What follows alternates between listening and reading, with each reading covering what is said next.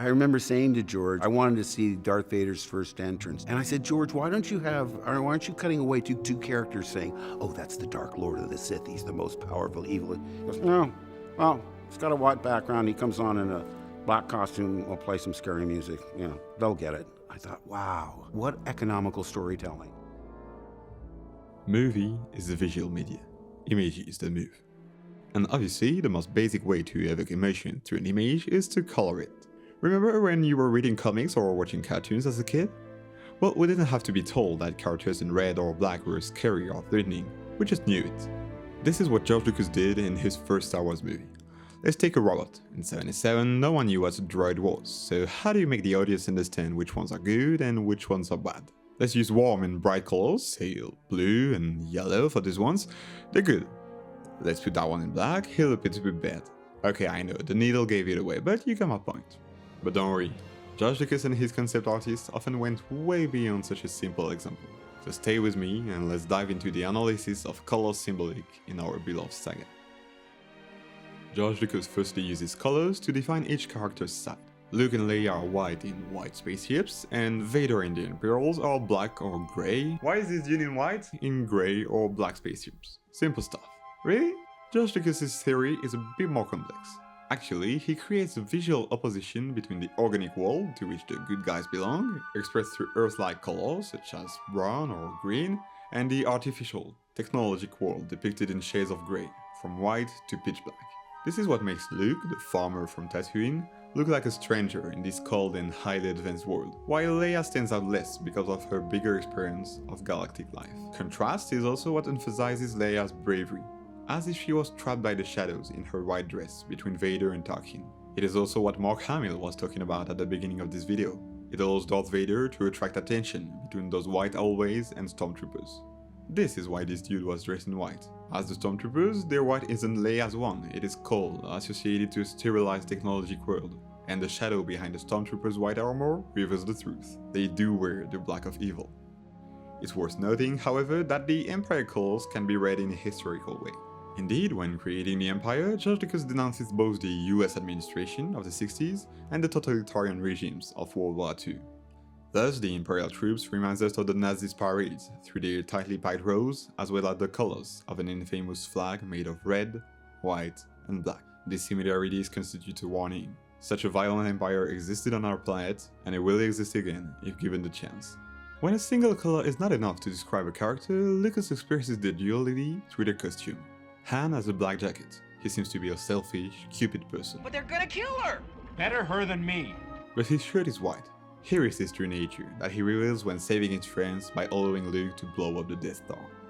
Once part of the Rebel Alliance, he'll stick to those two colors, apart from his most altruistic moment, when he sacrifices himself to save the princess. The princess!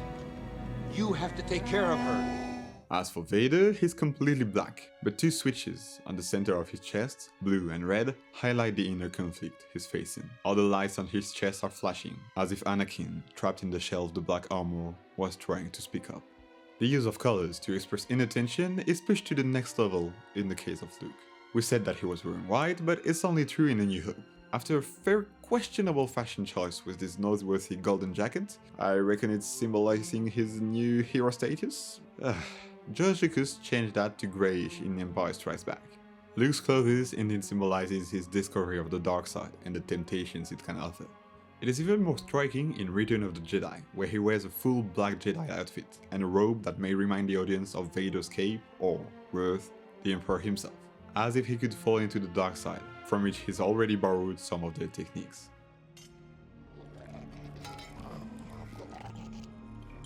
But it is in the finale where he faces the ultimate temptation, during his duel with Vader. He first refuses fight and aggression against his father, his inner conflict being conveyed by the shed on his face, but also in his hands. One is white and organic, the other, cut off by Vader in Empire Strikes Back, is black and artificial. He has already started his transformation into what Vader is, and must make the right decision to stray from his father's footsteps. Overwhelmed by his emotions, he gives in to hatred and violently attacks Vader, striking him over and over again in front of these carefully placed red lights, symbolizing his anger. It is then his turn to cut his father's arm. But as he realizes where this would take him, Luke refuses to go down his father's path and gives us one of the most epic lines of the saga. You failed, Your Highness. I am a Jedi, like my father before me. After this ultimate leap of faith over the good side of the Force, Luke finally reveals his true self right after saving his father. The inside of his black outfit was white, all along. Now let's give another level to our analysis with the introduction of the prequels. Anakin and Luke have very similar character arc, in a father and son relationship that Lucas built in Mirror to highlight the importance of choice. So Anakin also wears light clothes when we first meet him. His outfit then gets darker in episode 2 when he takes his first steps into the dark side, to finally be completely black in episode 3, giving us a stark contrast in the final duel against his mentor Obi-Wan, who sticks to the light side. He also contrasts with Padme, who frequently wears the white of peace. Peace that she negotiates during the separatist crisis of the Clone War, or the peace restored with the good guys. By the way, this costume, particularly similar to a wedding dress, foreshadows her upcoming union with Anakin at the end of the next movie. But Padme doesn't only have white outfits. She, her people of Naboo, and the prequels as a whole display warm colors, diverse and inspired by nature. Again, it is all about contrast, with the grey uniformity of the Imperial era to come. The Empire has taken over, fashion has gone out the window, everybody wears gray or white in a world where evil sort of is in control of things. And in the second trilogy, the costumes are designed to call attention to themselves. So it's just the opposite. I do believe that it's the role of the prequel's last scene, whose sunset heralds the fall of the Imperial Night that will mask the shimmering colors of the Republic days. Another way this idea is conveyed is through Palpatine's environment. Senator Palpatine, who secretly pulls the string behind the scenes that will lead to the fall of the Republic, is presented in offices full of red. It will slowly be replaced by grey that will expand more and more until red loses its hue towards purple in his office under the Senate, before entering the greyish Imperial era now that all the color and joy have been drained out of the galaxy. It's also an early warning sign of Palpatine's real identity and how much he actually already controls the Republic. Its army, its spaceships, its war machines, and, most importantly, its senators. A way of showing that his rage and fear has rubbed off on all of them. No, I won't go that way. Once proclaimed Emperor, all that remains is the Devil's Red, which throughout the saga is the color of the Sith. Their eyes, Darth Maul's demoniac face, Sidious himself who wears a red Sith beard, and, of course...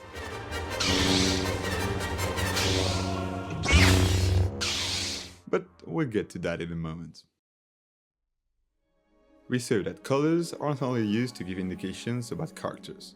They also represent sets and environment symbolic. Dagobah's green to showcase Yoda's connection to nature, and it is to emphasize the mourning of the Jedi Order and the Republic that the only survivors take shelter on the dull grey asteroid of Polis Massa. What if we could push the analysis a bit further, trying to get a sense of the entire color palette into which the saga plunges us? After all, Lucas considered his movie as silent films that could be understood through images and music. If we'll tackle the music later, we can appreciate how color is enough to understand the issues and movements of the film. So let me introduce you to this.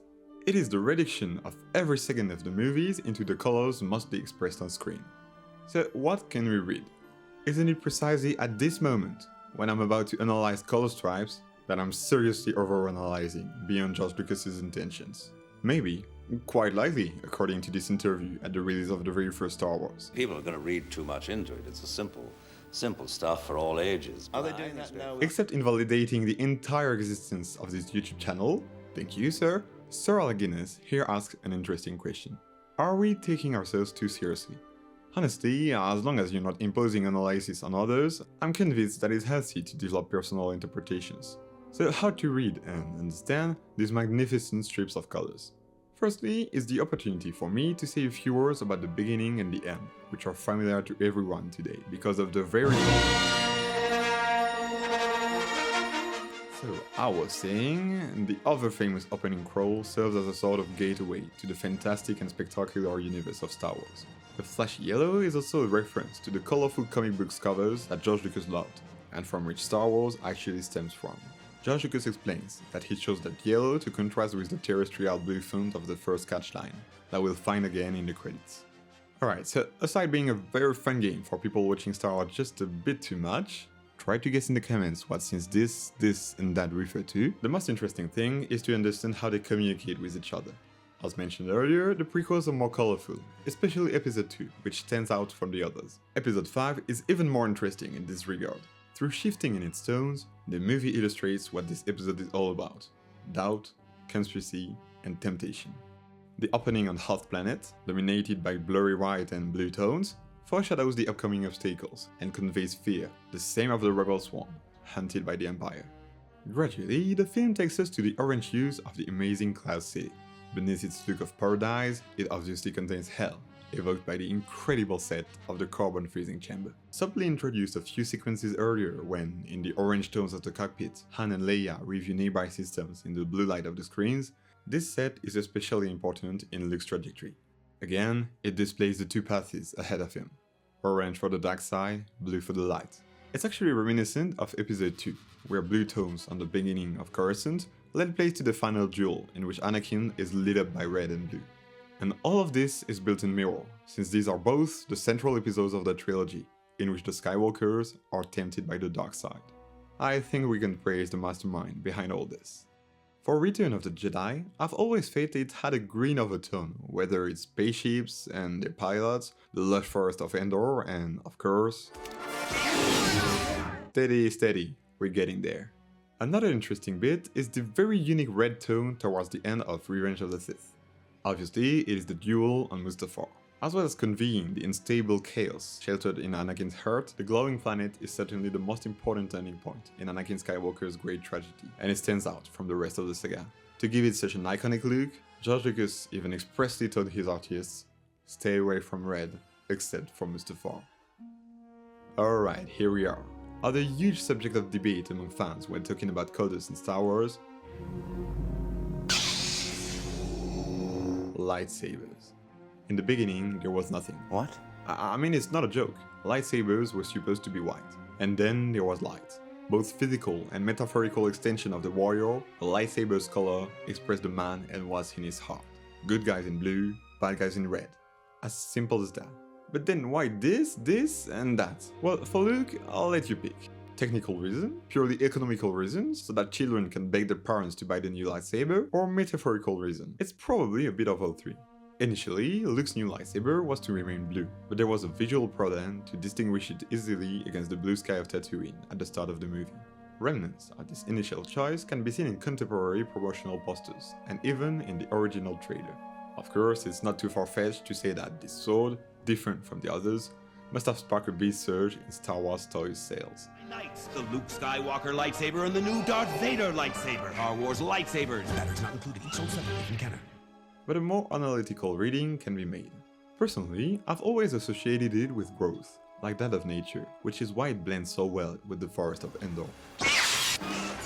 It is as if he had to wait until the end of his training and access to a more advanced level of knowledge to deserve this green lightsaber. And the prequels kinda serve that point, since the main Jedi owning a green blade are Qui-Gon, probably the most enlightened of the Order, and Yoda, definitely the wisest. Same way, when Obi-Wan slays Maul, he does so with a green saber, highlighting his progression since he'd been knighted shortly after, but also evoking the mentor to student transmission, one of Star Wars' main themes, since he saved his life with his master's weapon.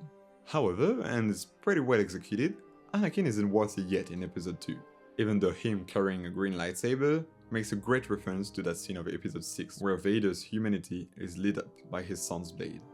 But for Anakin though, the Master to Padawan transmission is a bit more complicated, since he won't be able to handle both swords for long, thrown into an unstable state by his lack of mastery for such a feat. Next time he'd wield two lightsabers, it would again be when facing Dooku.